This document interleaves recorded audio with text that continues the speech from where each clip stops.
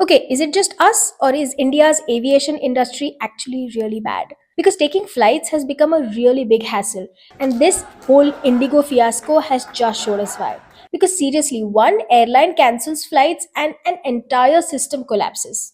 Indigo controls over 60% of domestic capacity. Air India has 26%. That is 86% of the sky is dominated by just two airlines. Basically, an unofficial duopoly. And yes, Indigo runs a tight ship, low fares, lean manpower, and is the only one still making money. But Indian aviation has this recurring problem. Every few years, something breaks. Look at the track record. Jet Airways collapsed in 2019. Go Air went bankrupt in 2023. Vistara is now merged with Air India. SpiceJet is barely hanging on. And Akasa is still small, still new. And it's like airlines here don't grow old, they just disappear. Because the real mess is underneath. Indian aviation looks shiny. New airports, new routes, full flights, but the foundation is rusting. Start with fuel. Aviation fuel in India is so heavily taxed, it's among the most expensive in the world. Fuel is already an airline's biggest expense, and India just makes it heavier.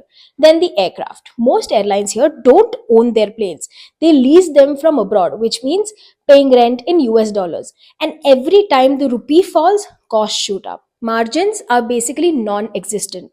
Airlines operating like they're living from paycheck to paycheck, and they're always one shock away from a crisis.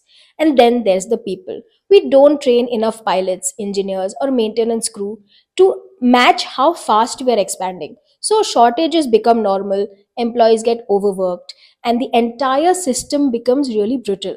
And so that is why Kingfisher, Jet Airways, Go First, they didn't just fail randomly, they could not survive this structural mess.